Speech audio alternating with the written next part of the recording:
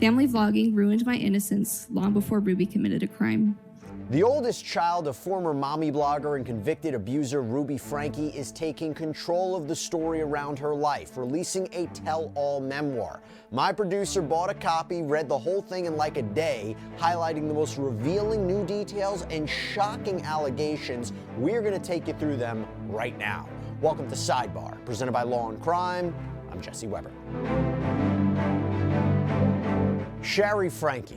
If you've been following us here on Sidebar, you know exactly who this is. And if you don't, she is a young woman who's now in her early 20s who is grappling with the grief and trauma that she has experienced over the last decade. And she apparently is doing it in a way that is very familiar to her: storytelling. You see, she has been journaling since she was a child, according to her newly released memoir, The House of My Mother, A Daughter's Quest for Freedom. And through this book, she is now sharing new parts of her story with a world that saw her family fall apart, actually, in real time. We're talking, of course, about Ruby Franke. This is her mother. Ruby Franke and her business partner and apparent lover, we're going to get to that, Jodi Hildebrandt. This pair were arrested in August of 2023 when Shari's two youngest siblings were found in really bad shape. We are talking injuries, malnutrition, severe emotional damage, evidence of binding, and they were found at Jodi's home in Ivins, Utah. This is hundreds of miles away from where Shari and her 5 siblings had grown up in Springville. After running a wildly successful YouTube channel based around her family's lives called 8 Passengers, by 2023, Ruby Franke had all but abandoned it, and she was leaning very hard into Jodi's religious fervor, as well as her philosophy of strict parenting. The women, both ardent members of the Church of Jesus Christ of Latter-day Saints, also known as LDS, were also business partners together in a life coaching organization known as Connections. And they eventually entered guilty pleas to 4 counts of aggravated child abuse each for what they did to those 2 young children. And they're going to spend at least 4 years in prison, maybe a maximum of 30 years. It's all going to be up to the parole board to decide if they've earned the right to be released before then. Now, we have done many sidebars on the fall of Ruby Franke and the 8 Passengers channel, and you can go check out those on our Law&Crime YouTube page if you want to learn more about the backstory, more of the details of the case. We were following every aspect of it. But for now, we're going to take a peek behind the curtain to learn more details from Shari, who was in the midst of this chaos for most of her life.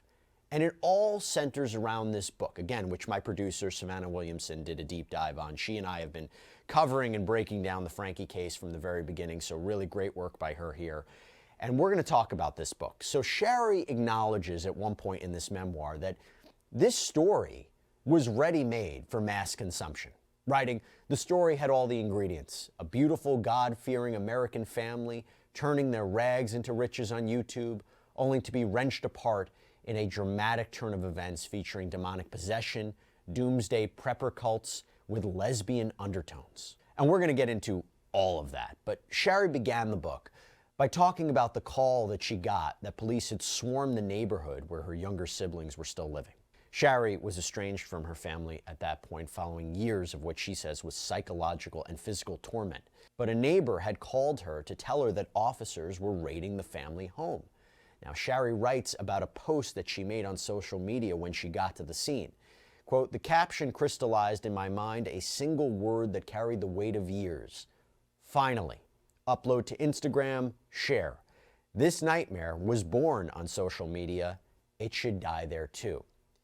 And for us watching this story unfold back in 2023, that was a very big moment when she made that post, because it gave us a behind-the-scenes look at what was going on with this family, or what may have been going on, especially because in a separate post, Shari wrote, "Today has been a big day. Me and my family are so glad justice is being served. We've been trying to tell the police and CPS for years about this, and so glad they finally decided to step up.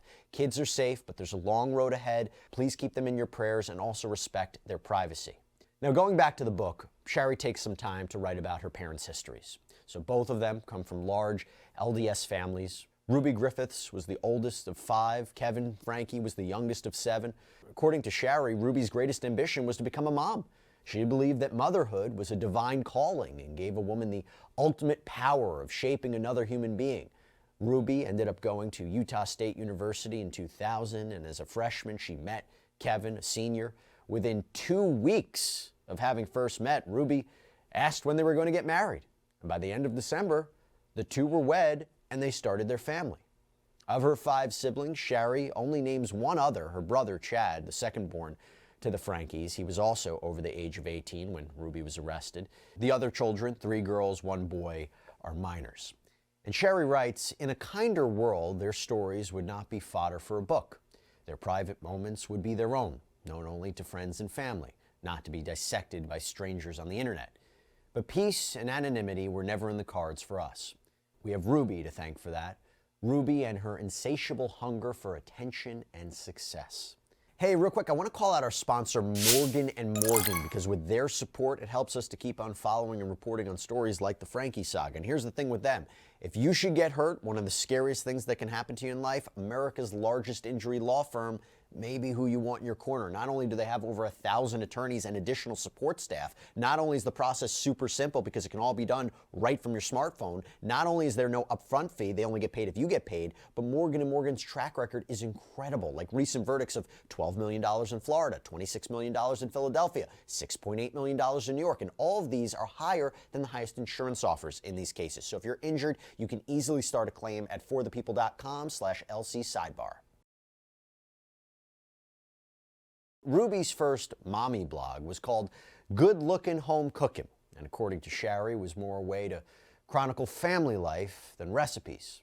And from there, she made a few more blogs before her sisters started using newfangled video cameras and tripods to make their own videos and post them online. And that's apparently when Ruby decided it was time for her to get in on the action.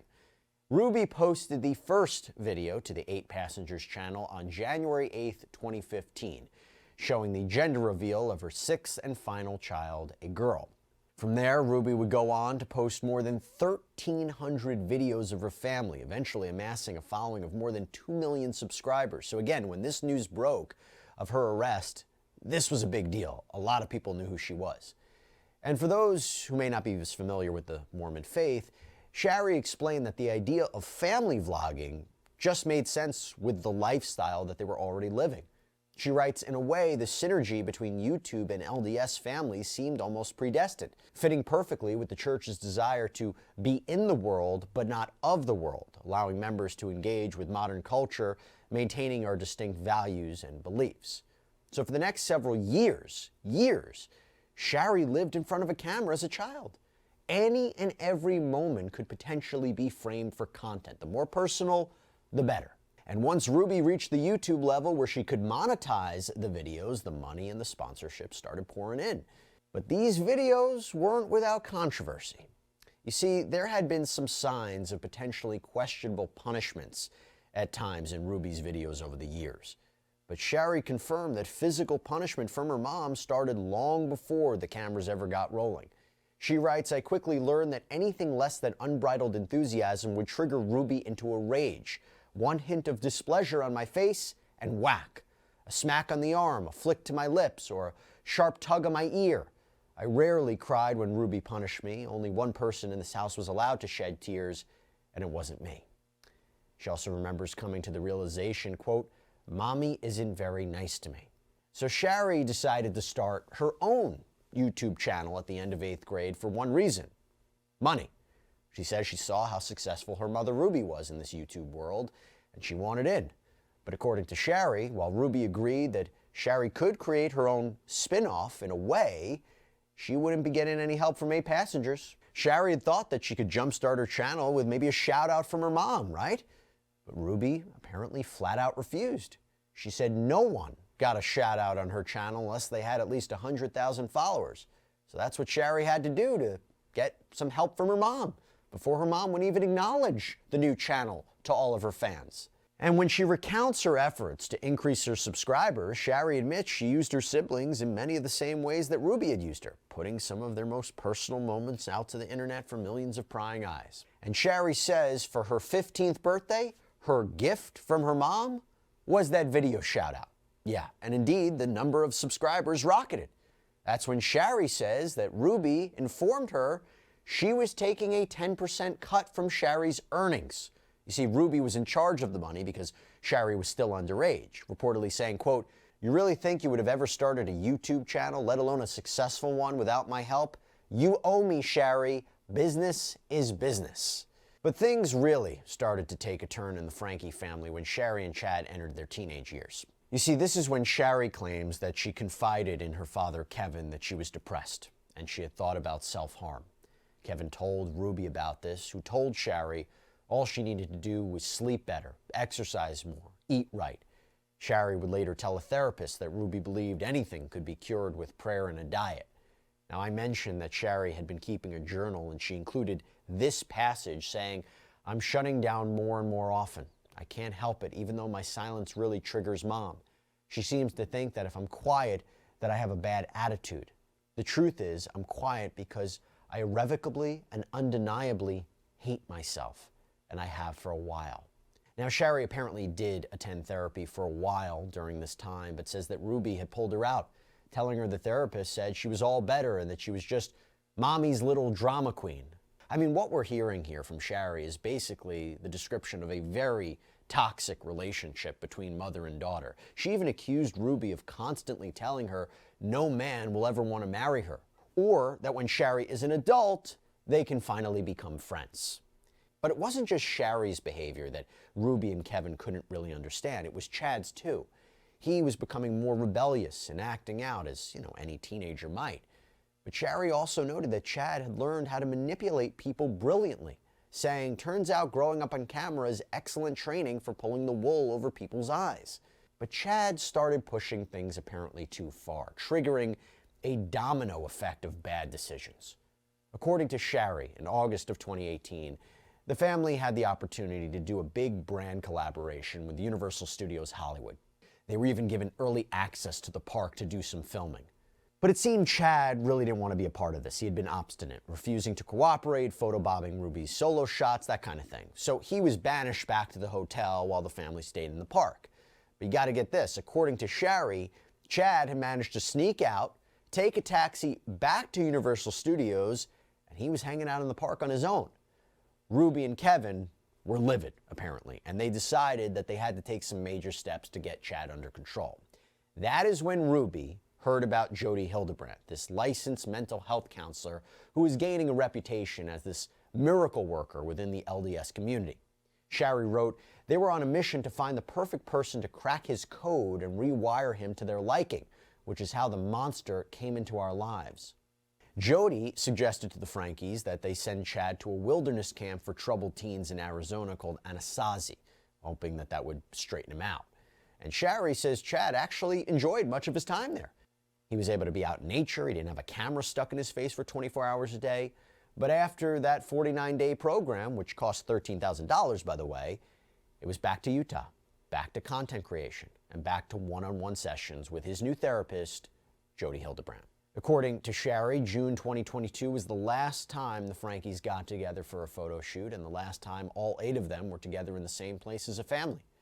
Meantime, Ruby was an excited new convert to Jody's beliefs on truth and distortion, which is what she called it when someone was living in sin or not on the right path. Ruby and Kevin both started working closely with Jody Hildebrandt and participated in her leadership training courses, which cost between $5,000 and $15,000 per person, according to Shari. Is that not a bit questionable? And talking Jody Hildebrandt for a minute, she apparently held several beliefs that are on the fringes of the LDS faith, including some very austere thoughts when it came to sex and sexuality. For example, according to Shari, Jody believed that a man who had only spoken with a female coworker, that was basically adultery. Coming across a photo of a woman you found attractive online was tantamount to pornography. We've talked about this in previous episodes about people who say Jody ruined their lives with her sometimes draconian teachings. And at one point, Jody told the members of her group called Connections that if they wanted to use her teachings and materials, she wanted a cut of any money they were making. Shari says a lot of family friends who'd been part of Connections thought that seemed pretty shady and they left the program, but Ruby Franke just grew more and more entrenched. According to Shari, Connections wasn't introducing Ruby to a new way of thinking. It was giving her the vocabulary and pseudoscientific backing to justify what she'd been doing all along. And according to Shari, the relationship between Jody and Ruby turned physical. Just a few weeks before Shari was set to move out and go to college at nearby Brigham Young University, Ruby announced that Shari would be spending those weeks on the couch down in the living room because Jody was moving into Shari's bedroom.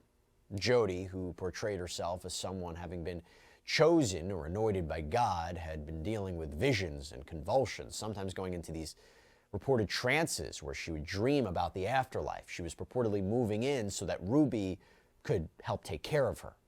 And it ended up that once Jody moved in, the two women spent hours and hours locked away in Shari's old bedroom. Not only was everyone else in the house apparently forbidden from even being on the second floor, but they had to ask permission from Ruby via text message to even approach the stairs. And Shari wrote that she went up there once while the women were away to get something, and she was, quote, confused about what she saw. Quote, the room was bathed in the soft glow of candles. The air was heavy with the scent of lavender and vanilla wafting from the massage oils on the dresser. I quickly grabbed what I needed and got the hell out of there, feeling like I just walked into someone else's honeymoon suite. The only thing missing was rose petals on the bed. And Shari says the two women, quote, condemned queerness very publicly in their connections videos while embodying it privately. Shari said she would also eventually find emails, messages, notes on her mother's laptop that confirmed a one-sided sexual relationship had been going on. Ruby reportedly expressed her frustration about having to cater to Jody's needs for physical affection without getting anything in return. And throughout this, Shari says her father, Kevin, was becoming more and more withdrawn.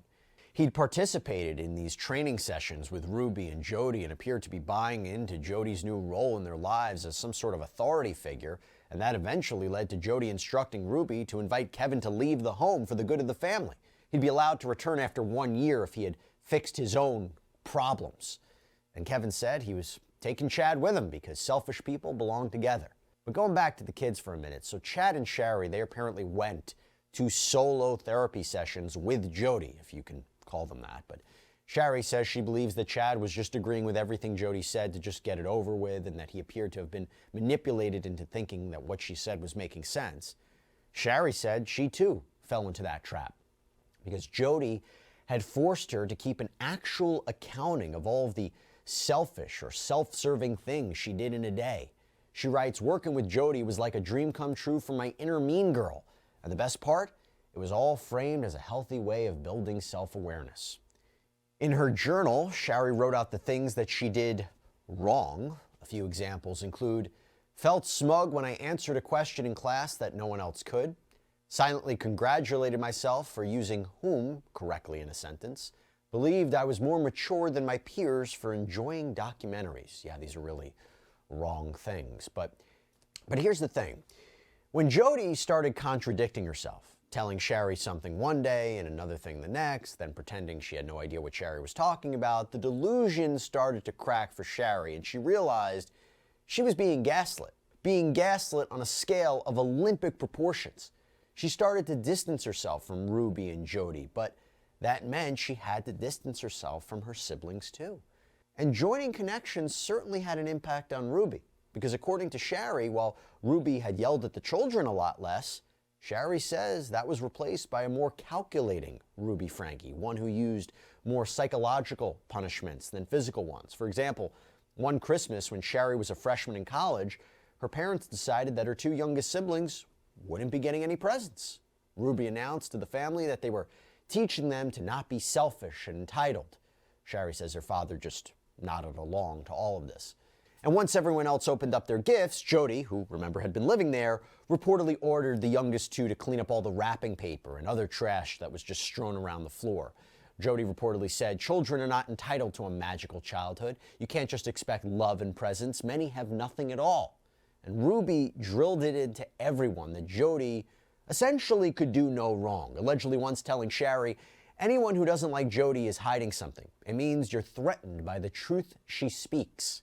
But what had happened to 8 passengers, right? The once thriving money-making machine that was supported by hours and hours of family footage? Well, according to Shari Franke, this moment is when things went nuclear.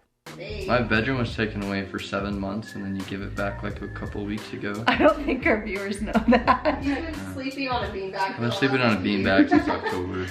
And they gave my room back like 2 weeks ago. Oh, I'll give you the reason why I lost my bedroom. I think so. I think this is the reason. At least this is the reason that's been in my head. It's pretty funny, but now that I look back, I mean, it's pretty depressing. No, we never told our viewers. That I woke up at 2 in the morning and told him that we're going to Disneyland and he has to pack. And he got up and made his bed all neatly and then packed all his clothes in a suitcase. And then he walked out the door and I'm like, he was like, what? And he's all happy. Has his sunglasses on. And I was like, we're not going to Disneyland. And he started crying and hitting me. And then he went back to bed in tears. And then... So that was not the reason you lost your room, but that was... Well, the other reason is because I pointed a BB gun at his face. Pointed a BB gun at his face and hung him on the basketball. It's not funny.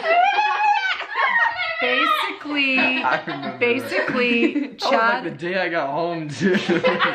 Chad came home from Anasazi and like, I want to try dunking the basketball, and I lifted him up on the rim. And left him there. We shot 3 minutes, and he was just hanging on there. Do you think it's funny? Because and then I walk out. If you think it's funny, then that was 7 months ago. Maybe you need longer without a bedroom. No, it was not funny. Chad showed that he was not able to manage himself sharing a bedroom with. So when we moved, the bigger room in the basement was automatically his, and I didn't have a room, but we like put one on hold for me. So a lot of you are like, hey, that's not fair because Chad got the lesser bedroom and got the bigger bedroom. Got the big bedroom and Chad got the smaller bedroom, and bigger bedroom also had a bathroom. But what you guys didn't know was Chad didn't get any room. He didn't get anything. He was sleeping on the floor in the family room. So Chad reveals to the world that he had been punished for acting out by losing the right to his bedroom and a real bed. Now, according to Shari, her mom didn't really realize at the time that Chad talking about this was probably not a good look for this wholesome Franke family appearance, but it was actually Ruby's editor who cut together the videos who warned her that there might be some backlash here. But Ruby, according to Shari, insisted he post it, emboldened by the idea that she was showing what real parents had to do to make sure their kids turned out right. And as Shari put it, the internet went ballistic. When Kevin suggested that they take down the video after the onslaught of online hate, Ruby refused, doubled down. According to Shari, that one video burned down the 8 Passengers YouTube channel overnight and cost our family 90% of our income. Hundreds of thousands unsubscribed, and brands once eager to associate with our wholesome family image couldn't distance themselves fast enough. Overnight, we went from wholesome family influencers to social media pariahs. Throughout her college years, Shari was basically estranged from her mother, living in whatever cramped apartment she could afford with multiple roommates, hearing nothing from Kevin, nearly nothing from Ruby. Shari says she was constantly sick with worry about what could be happening to her younger siblings, especially when concerned neighbors started contacting her to let her know that Ruby was away, that she'd be away for days at a time, leaving the kids alone. So Shari says she called the Department of Children and Family Services to do a welfare check when Ruby found out she was livid. Shari writes, Ruby's face contorted with anger and hurt. I can't believe you called the police on me, she began, her voice rising. After everything I've done for you, after all the sacrifices I've made, how could you betray me like that, Shari? How could you be so selfish? The words hit me like physical blows, but I stood my ground, that I wasn't alone, that I had support beyond the toxic web of my family. Selfish, I repeated, finding strength in my voice. I was worried about the kids. They were alone for 5 days, Mom, 5 days. They're fine, Ruby snapped. They're old enough to take care of themselves. This is about you, Shari, your jealousy, your need for attention.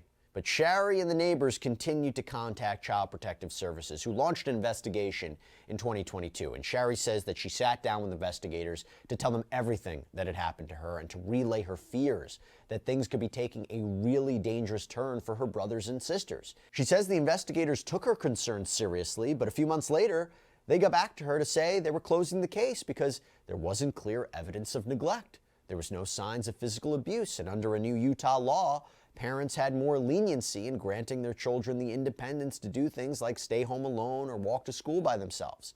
Shari says CPS told her the DA didn't want to pursue it. And a year later, Shari's world came crashing down. Her youngest brother and sister had been found in appalling conditions in southern Utah.